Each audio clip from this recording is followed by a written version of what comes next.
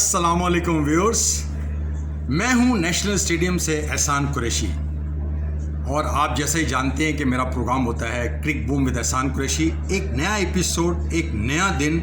और सबसे पहले इससे पहले कि आज हम पाकिस्तान और जनूबी अफ्रीका के दरमियान जो एक टेस्ट मैच में एक ट्रांसफॉर्मेशन हुई है, एक नया मंजर सामने आया, उससे पहले मैं आपसे दरख्वास्त करूंगा कि आप मेरे यूट्यूब चैनल को मेहरबानी करके सब्सक्राइब करें, लाइक करें और अपने दोस्तों में शेयर करें, क्योंकि इसी चीज़ से हमारी कामयाबी हो सकती है। और कल जो मैंने वीडियो बनाया था वो इसलिए नहीं ऑन एयर हो चुका कि PTCL का सिस्टम जो है वो नाकाम हो चुका था। घर पे जब पहुंचा बनाने के लिए, मेरा बेटा अफान कुरैशी वो बनाता है, तो पता चला कि नेट ही नहीं चल रहा। तो एक बड़ी कोशिश की इसको बनाने के लिए, लेकिन बना नहीं सके। लेकिन बहरहाल आज जो यहाँ नेशनल स्टेडियम में जो कुछ हुआ और कल जो एक कब्रिस्तान बना हुआ था, आज वो कब्रिस्तान जो है ना बैटिंग पैराडाइज बन गया पाकिस्तान के बैट्समैनों के लिए।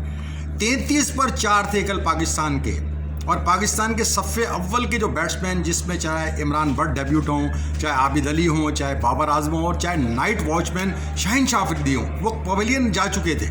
और बिल्कुल ऐसे मामूली स्कोरों पे 9, 5, 3, 4 ये कुछ स्कोर होते।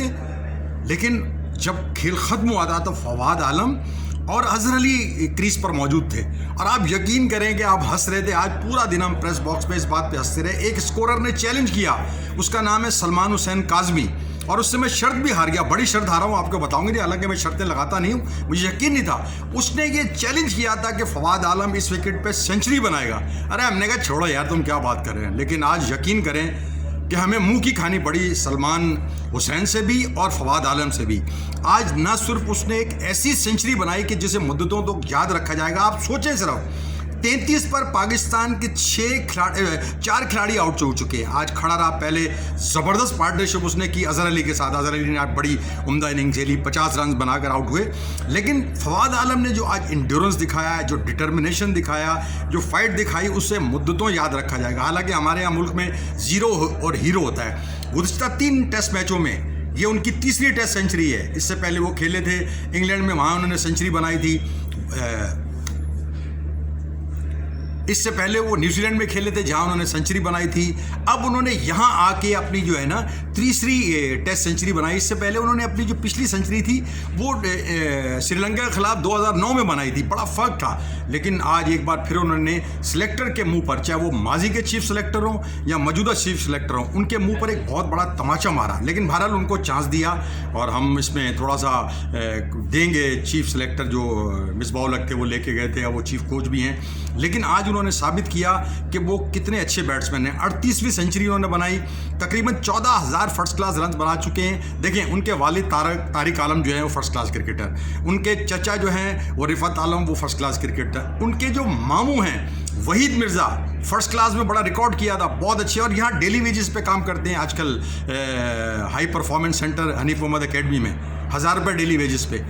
उनके सपूत ने जनाब आज यहाँ पर जो सेंचुरी बनाई है उससे मुद्दतों याद रखा जाएगा। और उसमें सबसे बड़ी बात होती है कि क्या कंडीशन थी पिच की। लेकिन आज जो कल बॉलरों का कब्रिस्तान था ये पिच, वो आज बिल्कुल चेंज हो गई। और पाकिस्तान ने खेल के अख्ताम पर आज 208 रन बनाए थे 8 विकेटों के नुकसान पर। और हसन अली जिन्होंने इसी यहाँ पर कायदे ट्रॉफी में सेंचुरी बनाई थी वो मौजूद है, उनके साथ नोमान अली मौजूद है। लेकिन आज जो एक बहुत अच्छी पार्टनरशिप लगी जिसकी वजह से पाकिस्तान को 88 रन की बढ़तरी हासिल हो चुकी है, वो थी जनाब फ़हीम अशरफ की। फ़हीम अशरफ भी आप यकीन करें कि न्यूजीलैंड के टूर से बैट और बॉल दोनों के साथ परफॉर्म कर रहे हैं। तो मेरा ख्याल है बड़ा क्रेडिट जाता है कि फवाद आलम के साथ उन्होंने बड़ा साथ दिया। और फवाद आलम ने जिस तरह अपना छक्का मार के कैशव महाराज को छक्का मार के, हम भी समझते थे कि छक्का नहीं मार सके, छक्का मार के वो सेंचुरी पे पहुंचे। और पूरे स्टेडियम में, ग्राउंड में तो लोग मौजूद नहीं थे, लेकिन मुझे यकीन है कि लोगों ने अपने घरों पे, अपने स्क्रीन के सामने ज़रूर खुशी और जश्न मनाया होगा। एक बहुत बड़ी आउटस्टैंडिंग परफॉर्मेंस है फवाद आलम की जानिब से। और मेरा ख्याल है कि इस तरह की इनिंग्स हमने अपने कैरियर में as a reporter, as a journalist हमने बहुत कम देखी है। मुबारकबाद के मुस्तहिक हैं, चाहे वो रिफत आलम हो उनके वालिद, चाहे उनकी ज़ौजा हों, मंसूर अख्तर के दामाद भी आपको ये भी बताऊँ, तो चाहे उनकी ज़ौजा हों, चाहे उनके वालिद हों, चाहे उनके चचा हों, चाहे उनके माँ, सबको मुबारकबाद। तो आज जो ये नक्शा यहाँ पर था वो आप यकीन करें ऐसा ट्रांसफॉर्मेशन थी। कल 4 विकेटें गिरी थी यानी पाकिस्तान की, और कुल मजमूई तौर पर 14 विकेटें गिरी थी। आज पूरे दिन में सिर्फ 4 विकेटें गिरी और एक नई तारीख रकम हो गई। मुबारक हो फवाद आलम, बहुत आउटस्टैंडिंग बैटिंग की है तुम्हें। और अब आपकी मुलाकात कराएंगे थोड़ी देर में senior sports journalist Abdul Majid Bhatti से, जो अपने तासुरात देंगे कि ये कैसी इनिंग थी, क्योंकि वो भी बहुत वसी तजर्बा रखते हैं। तो एक ब्रेक के बाद मिलते हैं अब्दुल माजिद भट्टी से। और जैसे हमें आपसे कहा था कि senior sports journalist Majid Bhatti से आपकी मुलाकात कराएंगे। माजिद भट्टी, आज बड़ा पाकिस्तान के लिए बड़ा प्रॉमिसिंग डे था, और ख़ास तौर पर फवाद आलम ने जो यहाँ पर कारनामा अंजाम दिया नेशनल स्टेडियम कराची में। देखिए, फवाद आलम की जितनी तारीफ़ की जाए कम है। 11 साल का उनका जो सब्र था, और 11 साल जिस तरह बड़े बड़े हमारे जो लेजेंड्स थे वो सिलेक्टर्स रहे, सिलेक्शन कमेटी के सरबराह रहे, फवाद आलम को इग्नोर करते रहे, लेकिन फवाद आलम ने हेड डाउन करके रखा। अपनी परफॉर्मेंस पर उन्होंने कॉन्सेंट्रेट किया। बहुत सारे हमारे प्लेयर हैं जो एक आध मैच ड्रॉप होने के बाद वो समझते हैं कि शायद उनका कैरियर ख़त्म हो गया, लेकिन फवाद आलम मेरे ख्याल में उन सब के लिए बहुत बड़ी मिसाल है कि उनकी जो मेहनत थी, उनका जो सब्र था। आज हम जिस जगह खड़े हैं, इससे मेरे ख्याल अगर 2 किलोमीटर दूर हम बहादुराबाद की तरफ जाएं तो वहाँ फवाद आलम की फैमिली रहती है। और मेरे राइट साइड पे या थोड़ा सा मेरे पीछे वाला जो एरिया है, यहाँ पर हमारा कराची का गुलिस्तान जौहर का एरिया है। मैं भी वहाँ एक ज़माने में रहता था, जौहर मोड़ पे।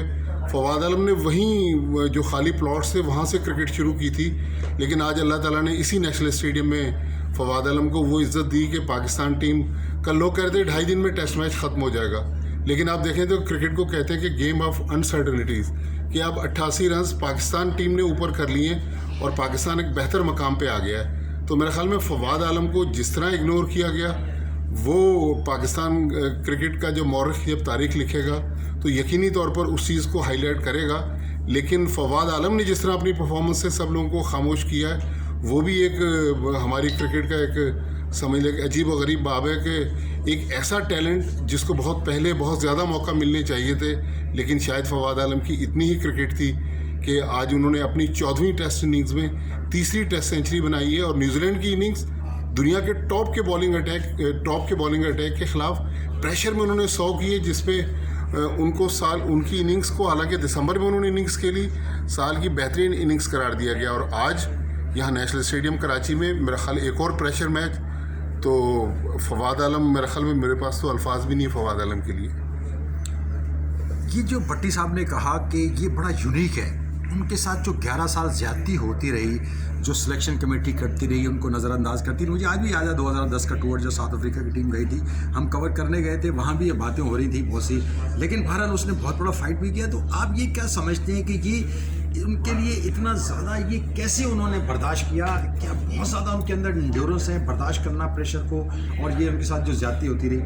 देखिए एहसान, जब आप फ़्लाइट में बैठे हुए हो ना जहाज़ में, और मौसम ख़राब हो जाए, टर्बुलेंस आ जाए, तो आपके पास कोई ऑप्शन नहीं होता। आप इंतज़ार करते हैं कि मौसम बेहतर हो और फ़्लाइट नॉर्मल हो जाए। तो फवाद आलम का जो कैरियर है वो भी इसी तरह है कि उनकी फ़्लाइट फंसी हुई थी मौसम में, लेकिन उन्होंने हिम्मत की और कोशिश करते रहे कि उनको मौका मिले। लेकिन इस टीम मैनेजमेंट को मेरे ख्याल मिसबाह-उल हक को हमें क्रेडिट देना पड़ेगा कि माजी के जितने हेड कोचेज़ आए, जितने चीफ सेलेक्टर्स आए, उन्होंने नज़रअंदाज किया। लेकिन मिसबाह-उल हक जब से पाकिस्तान टीम की चीफ सेलेक्टर बने, वो इंग्लैंड के टूर में भी फवाद आलम को लेकर गए, न्यूजीलैंड के टूर में भी लेकर गए, और अब भी फवाद आलम की जो आज की इनिंग्स है, मेरा ख्याल प्रेशर में इतनी अच्छी इनिंग्स की जितनी तारीफ़ की जाए वो कम है। अच्छा, जो उनके 11 साल ज़ाया हुआ है, उनको पाकिस्तान टीम से बाहर रखा गया, उसका जिम्मेदार आप समझते हैं कि कौन है? देखिए, ये तो हमारा सिस्टम उसका ज़िम्मेदार है कि बहुत सारे ऐसे लोग हैं जो बहुत हाईली टैलेंटेड थे, लेकिन फवाद आलम को जो एडवांटेज था, उनके वालिद तारिक आलम वो बहुत बड़े फ़र्स्ट क्लास क्रिकेटर थे, उनके चचा रिफ़ात आलम वो फ़र्स्ट क्लास क्रिकेटर थे, उनके मामू वहीद मिर्ज़ा मंसूर अख्तर के साथ वर्ल्ड रिकॉर्ड होल्डर, गालिबन सेकंड विकेट की पार्टनरशिप थी। फिर उनके ससुर मंसूर अख्तर ख़ुद बहुत बड़े क्रिकेटर थे, और उनके भाई छोटे जो हैं वो भी क्रिकेट खेलते हैं। तो ये जो क्रिकेटिंग फैमिली थी, शायद इस क्रिकेटिंग फैमिली की वजह से उनमें इतना हौसला पैदा हुआ कि उन्होंने सारी इन तकलीफ़ों को बर्दाश्त किया, लेकिन हिम्मत नहीं आ रही। और अल्लाह ताला ने देखे कि 35 साल की उम्र में अब 3 टेस्ट मैचों में दूसरी सेंचुरी बनाई है। और मेरे ख़्याल में पाकिस्तान ने, अगर अल्लाह करेगा कि ये टेस्ट मैच जीत जाएगा, तो फवाद आलम की इस इनिंग्स को बहुत अरसे तक याद रखा जाएगा। अच्छा, आखिरी सवाल भट्टी साहब आपसे कि ये जो परफॉर्मेंस उन्होंने आज दी है, जो उनके साथ ज्यादती होती है, आज जब उनका इंटरव्यू हुआ तो उन्होंने अल्लाह रसूल को ज़्यादा लाया, उन्होंने अल्लाह पे अपनी सारी चीज़ें छोड़ दी, तो आप क्या समझते हैं कि किसका इम्पैक्ट उनके फ्यूचर कैरियर पे क्या आएगा? देखिए, इम्पैक्ट तो उनकी परफॉर्मेंस ने डाल दिया, लेकिन इसकी भी तारीफ करना पड़ेगी कि फवाद आलम ने आज वो उनके पास मौका था कि वो अपना स्कोर सेटल कर देते। अगर इंजमाम उल हक का नाम लेते, मिकी आर्थर का नाम लेते, या पास में जो सिलेक्शन कमेटियाँ रही हैं उनका नाम लेते, लेकिन उन्होंने किसी कंट्रोवर्सी के बजाय अल्लाह ताला का शुक्र अदा किया और ये कहा कि शायद उन 11 सालों में मुझे मौका मिलता तो मैं इतनी अच्छी परफॉर्मेंस नहीं देता। लेकिन बहरहाल जो वक्त है, वक्त का पहिया ऐसा है कि घूम फिर के आज आप देखें कि फवाद आलम को थोड़ी देर पहले इयन बिशप ने भी एक ट्वीट किया और उसने कहा कि मैं जब भी फवाद आलम की परफॉर्मेंस देखता था और फिर जब पाकिस्तान टीम अनाउंस होती थी तो मुझे हैरत होती थी कि यार ये इतना टैलेंटेड प्लेयर है, इसको पाकिस्तान में चांस नहीं मिल रहा। तो दुनिया जब किसी की तारीफ़ करे तो इसका मतलब है कि जिन्होंने इसको ज़ाया किया वो भी आज रिग्रेट कर रहे होंगे, और जिन्होंने चांस दिया यकीनी तौर पर मिसबाह उल हक और पूरी पाकिस्तान की जो मैनेजमेंट है वो मुबारकबाद की मुस्तहक है। भट्टी साहब, बहुत बहुत शुक्रिया, जो हमें बहुत इमरजेंसी में आप टाइम देते हैं। देखें, ये वही फवाद आलम है जो चंद्रपाल के साइड से खेल के, इनका स्टाइल भी बड़ा यूनिक है और लोग कहते हैं कि ये स्टाइल तो चल ही नहीं सकता, लेकिन उन्होंने साबित किया। 38वीं फर्स्ट क्लास 100, 11वीं first class 100 national stadium Karachi में, तो हम मुबारकबाद देते हैं उनको भी, उनकी पूरी फैमिली को भी। तो आप देखते हैं कि ये टेस्ट मैच किस तरफ जाता है। फवाद आलम ने तो अपनी परफॉर्मेंस दे दी, अजहर अली ने भी दे दी, फ़हीम अशरफ ने भी दे दी। अब देखते हैं कि हमारे बॉलर्स इसको किस तरफ ले जाते हैं। इंशाल्लाह तो अगले एपिसोड में आपके सामने फिर हाजिर होंगे। जब तक के लिए इजाज़त दीजिए। अल्लाह हाफ़िज़।